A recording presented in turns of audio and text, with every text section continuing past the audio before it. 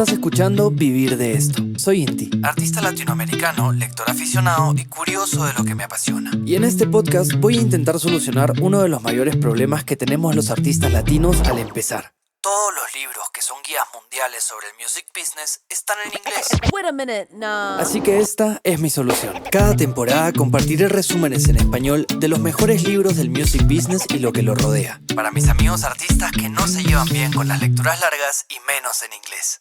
Porque los artistas como tú y yo podemos vivir de esto. Hoy seguimos con la parte 2 del libro All You Need to Know About the Music Business de Donald Passman. Ahora te dejo con el capítulo 16 de Vivir de Esto. Parte 2, capítulo 16. Más fuentes de ingreso del publishing. Ahora veremos otros tipos de ingreso por publishing. La sincronización, la impresión, el dinero extranjero y en el camino llegaremos a las cláusulas de composición controlada. Créeme que no querrás perderte esa parte. Empecemos hablando de las licencias de sincronización y transcripción. Una licencia de sincronización es una licencia para usar música en sincronización con imágenes.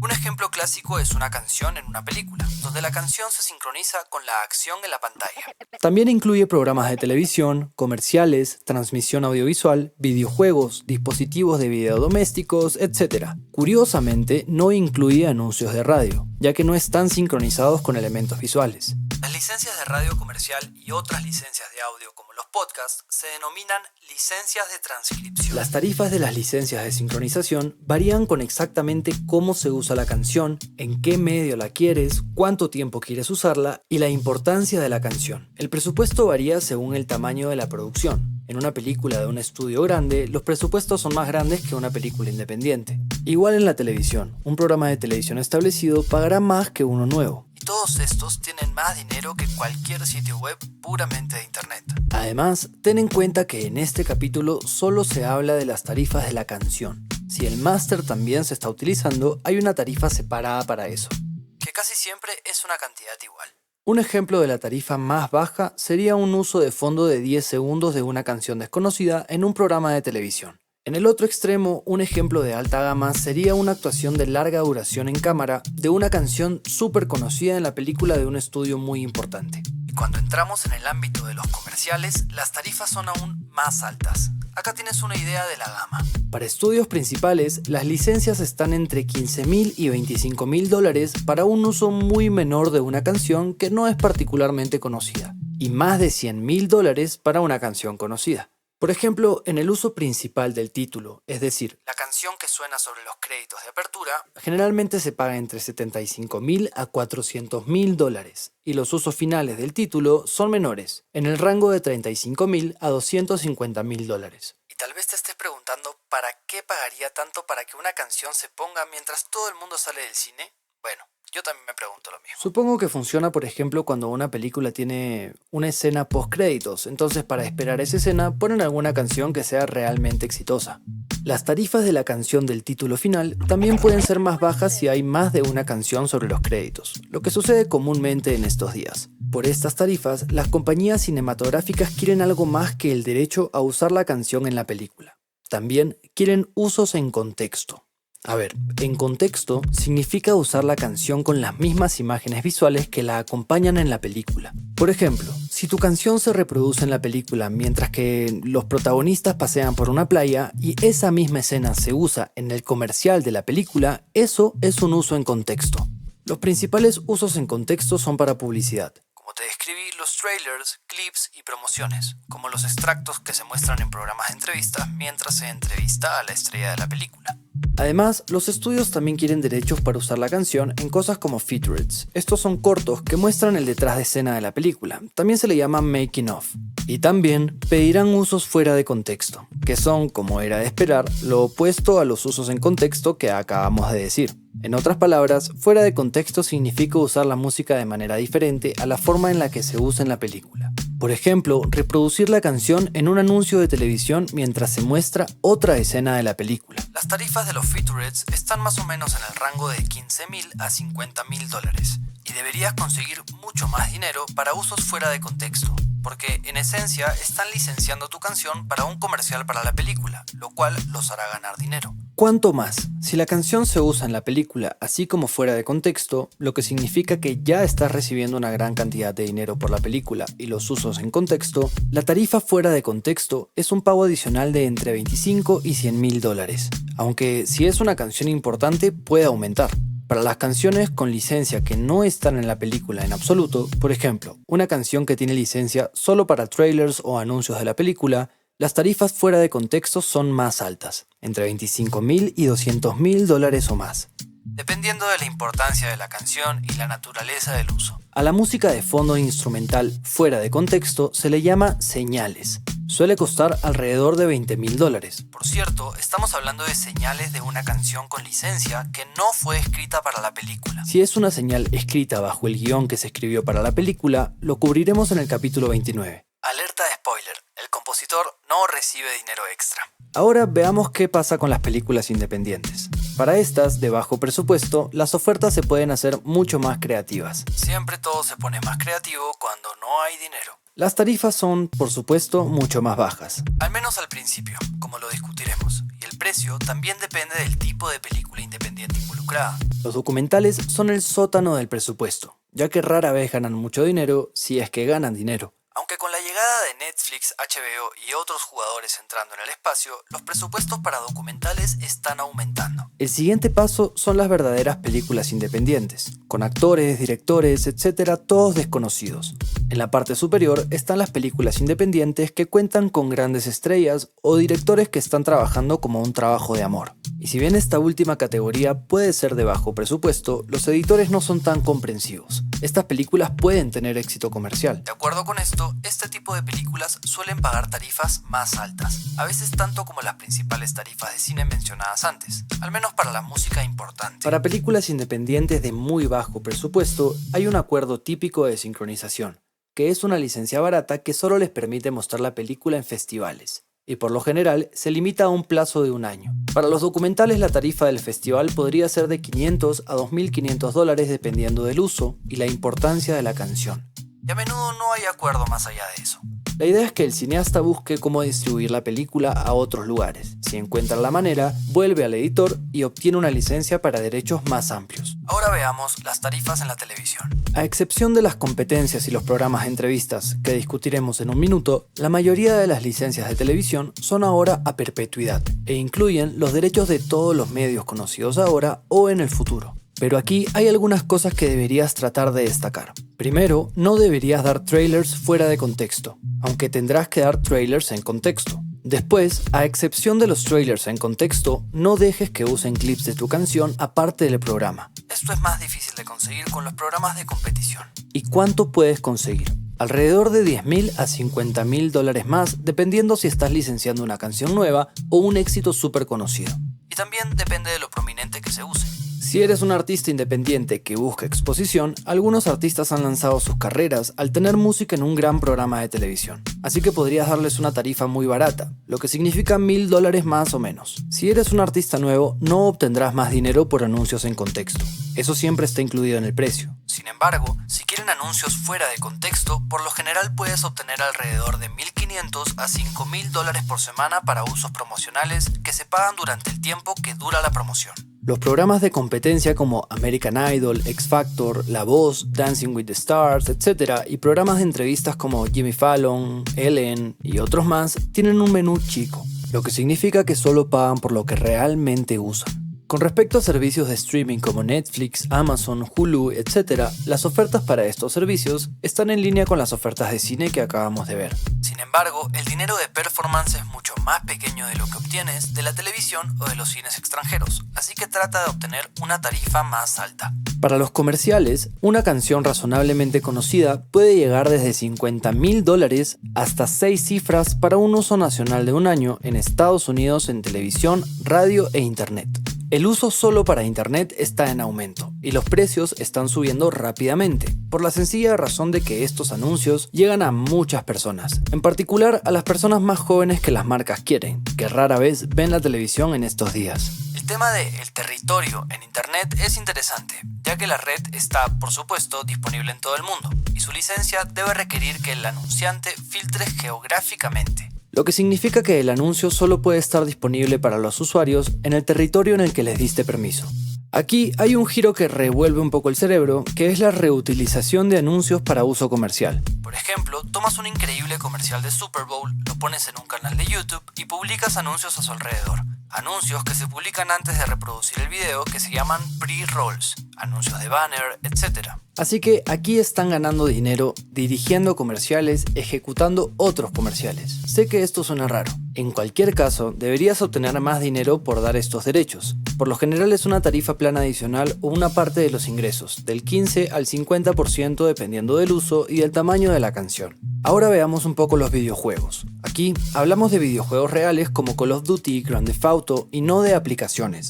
Los fabricantes de videojuegos no creen que ninguna canción en particular agregue tanto valor, por lo que las ofertas son casi todas tarifas planas y no regalías. Las licencias están en el rango de $8,000 o $10,000 para canciones y artistas menos conocidos y alrededor de $15,000 a $20,000 para grandes éxitos. Estas licencias suelen ser para la perpetuidad, a menos que se trate de un juego deportivo anual, como la NBA Basketball o FIFA, que lanzan una nueva edición cada año, en cuyo caso las licencias son de 3 a 10 años. La única excepción a las licencias de videojuegos de tarifa plana es para juegos basados en música, como Guitar Hero y juegos de karaoke. Estas licencias permiten a los fabricantes vender juegos con la música incrustada en ellos, y también vender descargas de canciones o paquetes de canciones que se pueden añadir al juego. Debido a que la música es esencial para estos productos, las compañías de juego están dispuestas a pagar regalías por cada juego vendido. Los detalles de estas licencias son confidenciales, pero los acuerdos están estructurados como avances contra A, una regalía de 1 centavo por cada unidad de juego vendida y cada descarga, o B,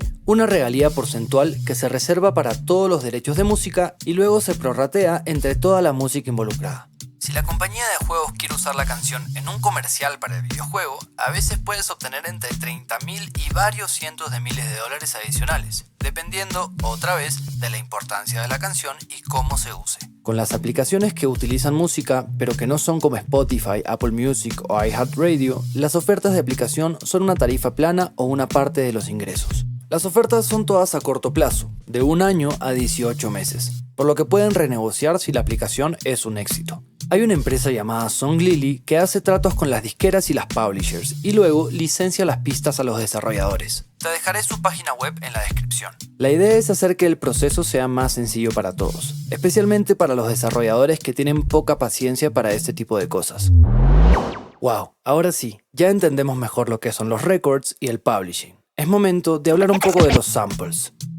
El sampleo implica tomar cualquier sonido, ya sea una grabación de muestra completa, un sonido de batería, un riff o voz, y crear una copia digital que incorporas a tu obra maestra. En los primeros días de esta tecnología, muchos la utilizaron sin permiso, lo que llevó a una oleada de demandas en la década del 1990. Ahora se requiere una licencia adecuada para el sampleo. La ley no obliga a nadie a permitir el uso de sus samples, lo que significa que una compañía discográfica o una publisher que haya sido sampleada puede prohibir su uso o requerir un pago significativo. Si optas por duplicar una pista en el estudio en lugar de samplearla, aún necesitas la licencia de la canción, a menos que califiques para un uso justo. Si usas un máster, necesitas 2 licencias.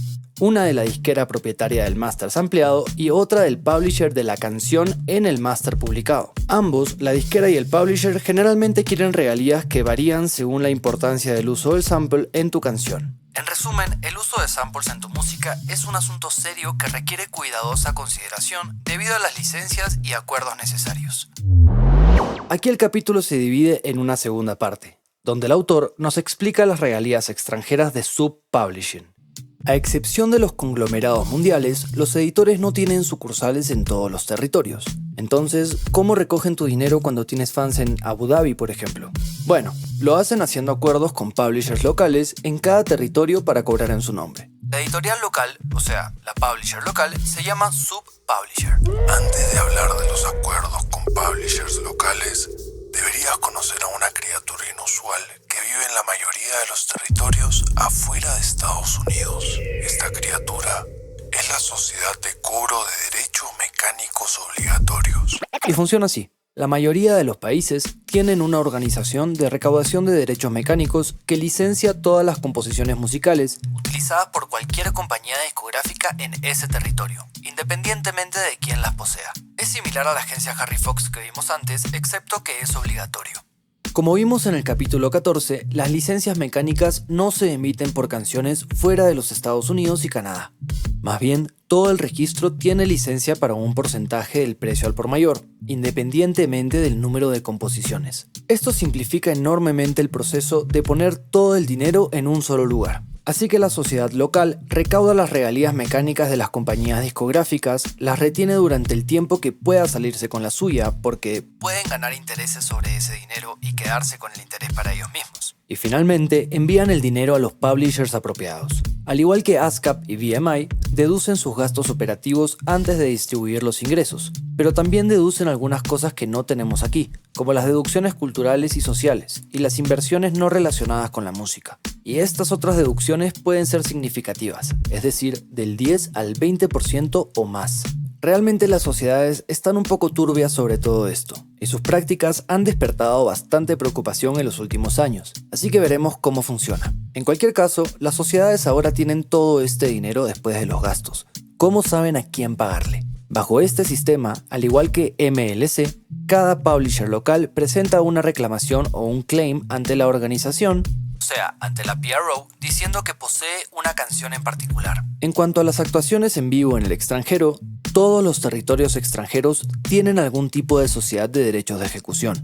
Estas sociedades agarran el dinero de performance y pagan la parte del publisher a los subeditores locales, o sea, a los subpublishers locales, y también pagan la parte del escritor al PRO del songwriter, que a su vez esta PRO le paga al songwriter. De nuevo, manteniendo este dinero fuera de las manos de los editores o de los publishers como hemos visto antes. ¿Y cuánto se le paga a los subpublishers por todo este trabajo? La gama de acuerdos para el subpublishing le permite retener entre el 10 y el 50% del dinero ganado, y la gran mayoría de las ofertas oscilan entre el 15 y el 25%. Y en realidad, los contratos están escritos de la manera opuesta, afirmando que el subpublisher recauda todo el dinero y remite entre el 75 y 85% del dinero al publisher de Estados Unidos.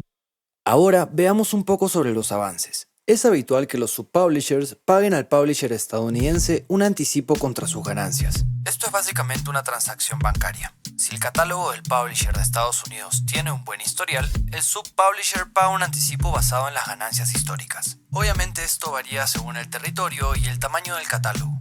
De nuevo, al igual que con todas las demás reglas, hay excepciones. Por ejemplo, si el publisher controla a un nuevo artista al que le está yendo extremadamente bien en Estados Unidos y el subpublisher local está muy emocionado, el avance puede aumentar a pesar de la falta de ganancias históricas.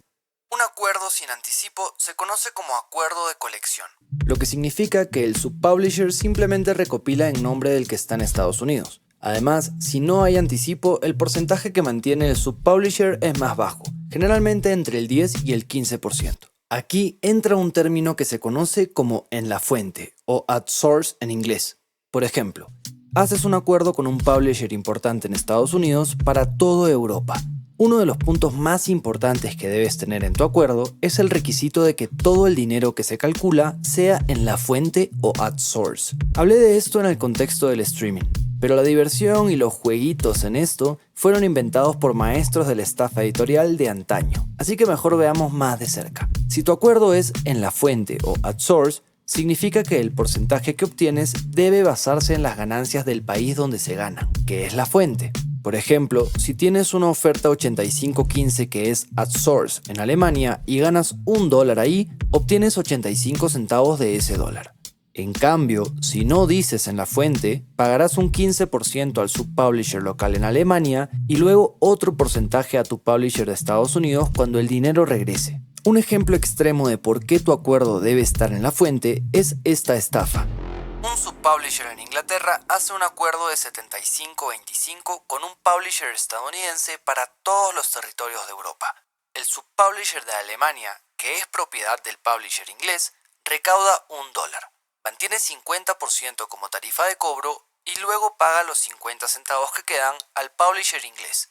Los 50 centavos recibidos en Inglaterra se dividen entre el publisher de Estados Unidos y el inglés. Entonces, no hace falta ser un genio para ver que el dólar ganado en la fuente, en este caso Alemania, donde se generaron las ganancias reales, disminuye radicalmente antes de que se encuentre en su camino a tu bolsillo. Y tu oferta del 75% es en realidad solo el 37,5%, ya que solo obtuviste 0,37 centavos del dólar ganado en Alemania. Esto vale la pena hablarlo desde el principio. Si no dices que el acuerdo está en la fuente, el contrato dirá que el publisher puede deducir tanto la parte del subpublisher extranjero como su propia parte antes de pagarte. Cuando finalmente miras a través del humo y los espejos, esto es solo una cuestión de dólares. ¿Cuánto obtienes y cuánto se queda el publisher?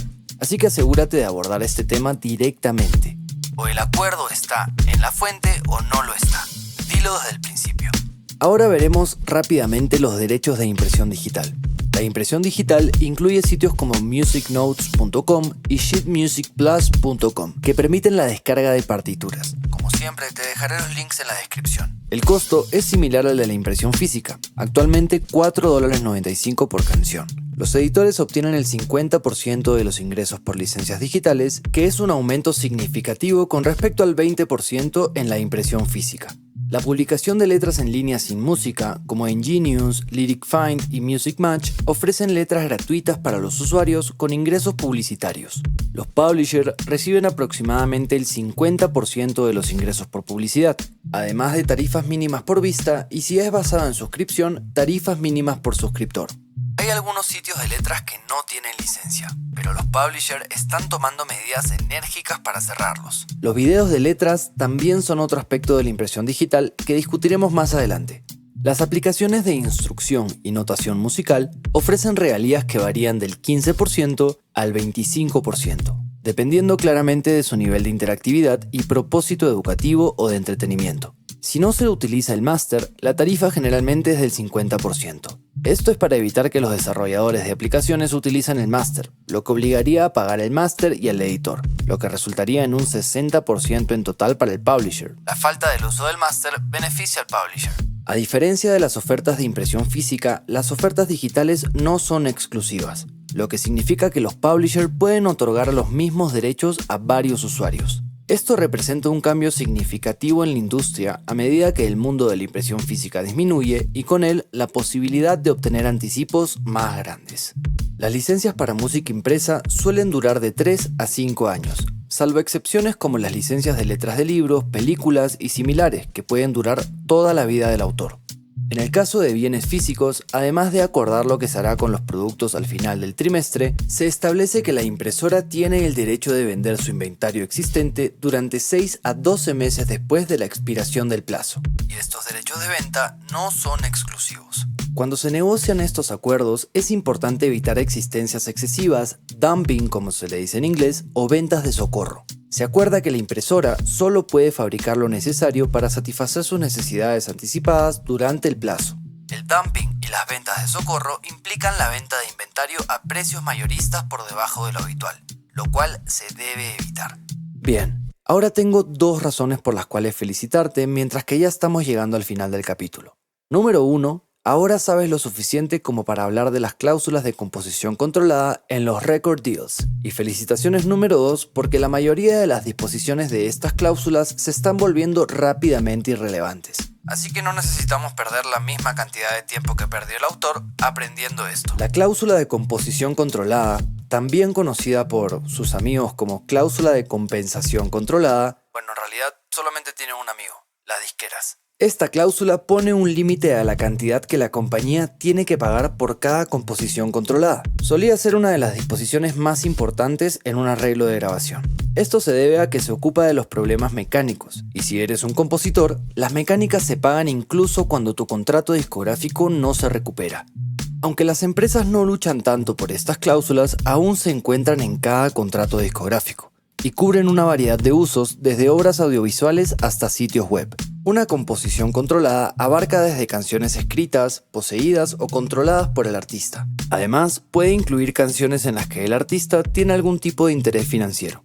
Las tarifas mecánicas para CD se limitan de 2 maneras: tarifa por canción y tarifa por álbum, EP o single. Estos límites son complejos y pueden implicar negociaciones. Primero tenemos la tarifa máxima por canción. Asegúrate de obtener el 100% de lo estatutario. La tasa mínima legal y los cambios en la tasa legal son puntos críticos. La cláusula puede abordar cuestiones como bienes gratuitos, usos múltiples y arreglos de dominio público. Con respecto a la tarifa máxima por álbum, la cláusula impone un límite total a la mecánica de cada álbum. Es importante negociar este límite ya que las tarifas suelen basarse en la tasa legal mínima. En los videos, la cláusula requiere licenciar canciones para videos de una sola canción y cualquier otro tipo de videos. Los videos de letras pueden ser un punto de negociación. Por otro lado, las empresas van a querer derechos para utilizar la canción en publicidad, promoción y en sus sitios web. Por último, los productores pueden insistir en tarifas completas sin límite en el número de canciones. La conclusión es que las cláusulas de composición controlada, aunque son complejas, están perdiendo relevancia. Con el cambio en la industria musical, su comprensión sigue siendo esencial, pero afortunadamente, realmente su importancia está disminuyendo. Acabas de escuchar Vivir de Esto. Te agradezco de corazón haber llegado hasta aquí. Si te gustó el capítulo, suscríbete para que no te pierdas ningún otro. Si calificas el podcast en Spotify o le das like en YouTube, me estarás ayudando muchísimo. Si algo no te quedó claro o tienes alguna duda en particular, puedes escribirme en las redes sociales como @vivirdeestopodcast y en mi personal como @soloindie. Estaré feliz de responder tu mensaje. En el siguiente capítulo seguimos con la parte 1 de este libro, porque los artistas como tú y yo podemos vivir de esto. Cada uno debe aplicar su propio criterio a lo que se dice en este podcast.